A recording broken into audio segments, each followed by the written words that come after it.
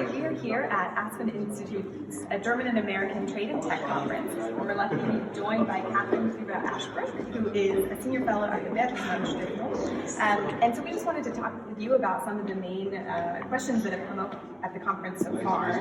What do you see as some of the biggest challenges and opportunities for the transatlantic relationship today? Well, the biggest challenge by far is that we're living in a hyper-complex world, right? We have two major tectonic plates running up against one another. On the one side, it's all the growing transnational problems. We're still coping with, the impact of COVID, the impact that had on our supply chains, on our dependencies, renegotiating our dependencies, climate change, all the things that have worried us now for a longer arc.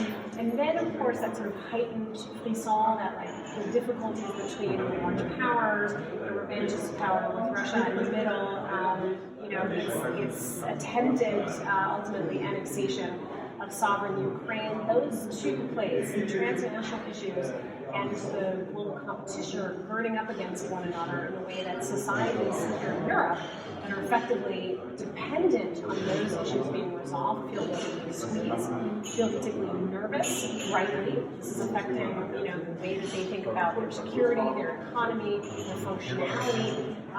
And so you're seeing now real breakage points where the Americans are saying, look, democracies need to win the day, you need to be on our side, you need to make critical decisions economically and politically so that you're signaling the right side. And so that puts a lot of countries in, gives them really difficult questions to think about. So for the transatlantic relationship, that means we now have a situation where there's a lot more maturity in the relationship after the Trump years, so a lot more eye-to-eye level negotiations, a lot more real problem solving. But real problem solving is hard. And so it's not all smooth sailing. And I think a lot of those issues have obviously come up over the past 2 days. Another one that I think is particularly important and has come up over and over again is the issue of disinformation. How do you see Germany and the US coming together to fight disinformation because it is such a huge threat for democracy? Well, there are a couple of transnational and transatlantic initiatives. First of all, on basic things like the Freedom of the Internet Coalition coming together and being strengthened. This idea that we need the floor of it, an open internet that allows for all of us to exchange information freely.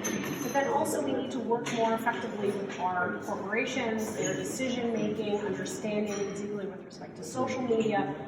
What can the Americans learn with respect to regulation from the Europeans? What can the Europeans learn from the Americans in terms of not curtailing the innovation landscape, such that innovation continues to function, that information continues to flow freely, but doesn't overwhelm people in a way that you end up giving in to the temptations of disinformation. Russia and China have been working together very effectively on trying to really pry European populations apart from one another.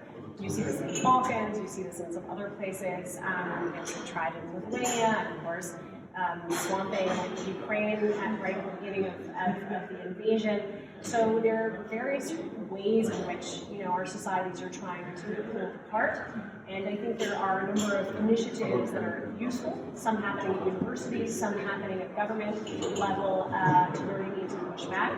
We also need to be talking very intensely and frequently with our corporations, because ultimately they're the bearers and carriers of the technology that we need and that we will depend on when it comes to clean and clear and right information.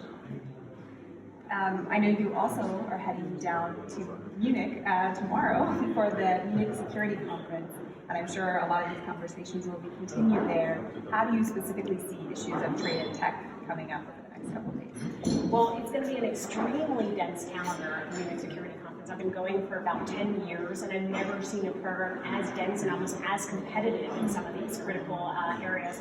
We start tomorrow as part of the U.S.-German Futures Forum, looking at the interplay between technology and corporations and security. So what degree do we need our corporations? If you look at Ukraine, Microsoft, Palantir, and others have been instrumental in preventing major cyber warfare across the territory of Ukraine. domain, but can we always rely on corporations to do the right thing? Those are the questions that we're going to be asking ourselves in an intergenerational format there. The Cyber Innovation Hub will be doing a lot of work there right before our panel. So there's going to be any number of different formats, because the good news is that Munich Security Conference has really opened its agenda to this idea that you have to be talking to all stakeholders. So technology companies are going to be just as present as governments, just as present as non-governmental organizations. So, Munich lives off of that sort of concentrated dialogue over those 3 days in the Bayerischen Hof. So we'll have, ideas that focus around strengthening the transatlantic bridge in trade and technology in particular, uplift and change, right size, grow the impact of EU-TTC. So we'll also look at what does that do to the global south. The EU now has a tech and trade partnership burgeoning with India. Can you apply the same strategies? What needs to be different? How do we get back to a world finally where you have more exchange between North and South on these issues that are going to drive the future of humanity more fundamentally? Well, thank you so much for your time and for being here, and I hope you enjoyed the rest of the conference, and enjoy Munich. Many thanks. We're going very, very early tomorrow morning. It's going to be a packed 4 days. Thanks so much. Thank you.